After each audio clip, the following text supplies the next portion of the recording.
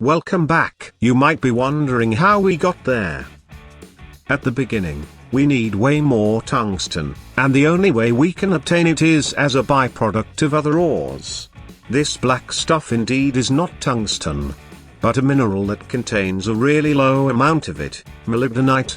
Since we need a lot of tungsten and this mineral gives out really low amounts of it, we are going to have to do a lot of manual mining.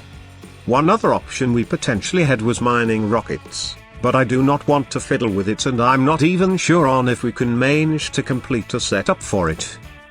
We lack a few gems that I'm not sure on how to obtain and I don't know how many we need for a proper setup. Speaking of gems, we are also going to need some diamonds for the head of our bedrock miner. We can get these by mining kimberlite. However, the yield of diamonds sized big enough for being worked is really low. Going back to the tungsten production, after slightly improving our ore processing plant, we crush and wash the raw molybdenite to obtain some purified sealite ore, which we are filtering out of the processing chain so that we can process it in a better way. We are moving ores manually because this is now a temporary setup and we already have enough spaghetti pipes. Anyways, by washing this in sulfuric acid, we get a better yield of minerals with tungsten traces. We take out the output and do a long walk back to the ore plant, where we do the last step for that ore. Once it is fully shredded into dusts smaller than tiny dusts and then compacted back into blocks of dust, we can take it and bring it back again to the tungsten extraction setup. Here we will finally take out the alloying components and the impurity that are binded to the tungsten out and obtain pure tungsten dust. Since that seems like too much of a chore, we shall try to follow the quest book tips and do some asteroid mining.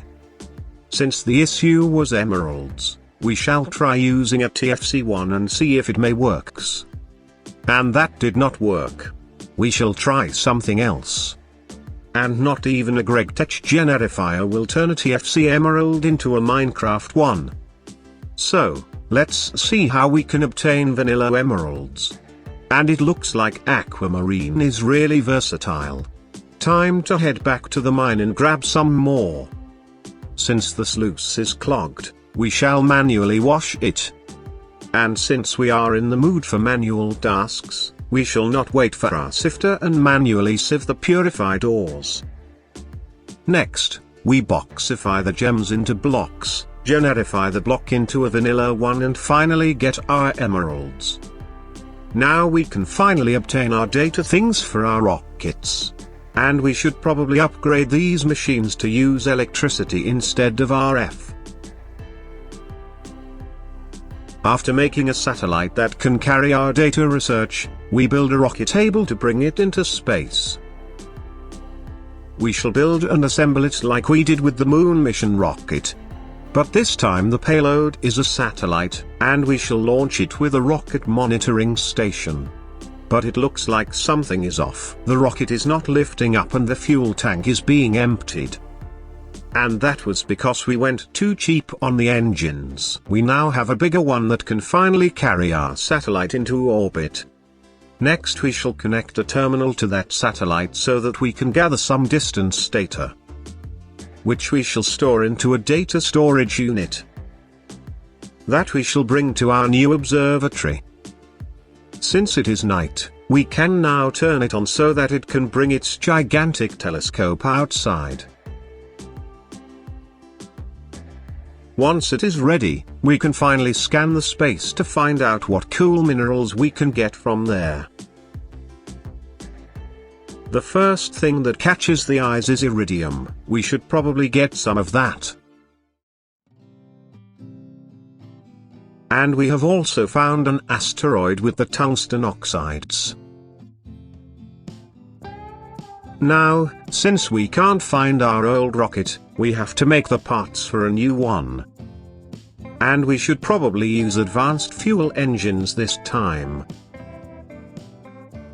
And since we do not know how many more rockets we are going to lose, we shall have AE to craft them for us. These engines can allow us to build smaller rockets, like this one that we are using to send one more satellite into space. Once we decide which asteroid we want to mine, we write its data on an asteroid chip. Next, using an astrobody data processor, we shall do some research to better locate the asteroid and allow for more precise mining. Then, we build a rocket equipped with a mining head, some storage and a guidance computer that should bring the rocket back to us once its mission is completed. Finally, we launch it and hope it will come back soon. And it looks like soon will be in 2 hours and a half. We should have equipped the rocket better.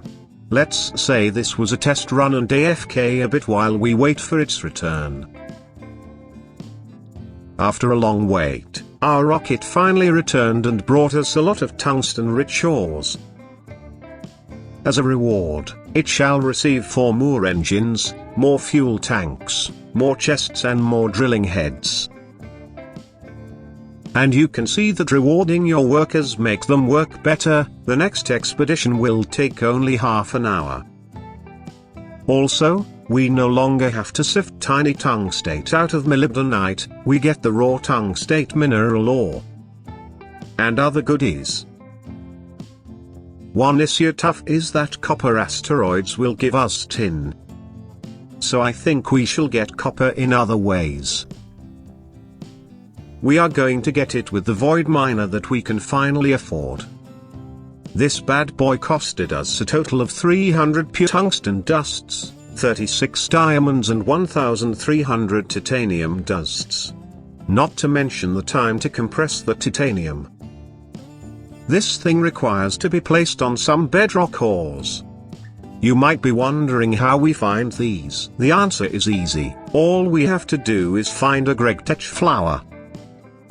There will always be a bunch of these close together. Next, to know what ore we are going to get, we have to check the gregtech rocks nearby. For example, here we are going to find cassiterite bedrock ores. We are now going to look for copper, and I have already marked all the ores I could spot so far. Luckily, we have one close by. Now we can start digging down to the bedrock. We will spot the vein by the copper ore that also spawns close to the bedrock vein. And, after some digging, we have found the spot for our void miner. Now we can start building the bedrock miner over the vein. The bedrock drilling heads go on the ores, then the structure made out of dense titanium walls which are 4 compressed and welded titanium blocks each. The output comes from the top hole.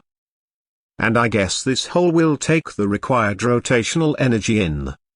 Since this machine will need 1000 rupee tick, we are going to use the most powerful of the small engines, the iridium one. We must also provide some lubricant. All there is left to do is to fuel the engine. And here we have our precious loot, cobblestone.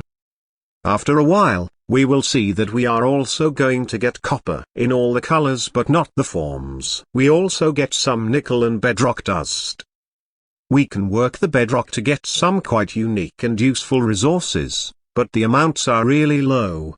And now we are going to face a new issue that is going to require one whole episode for being addressed. Even with some minor upgrades, our ore plant can't keep up with our new ore production.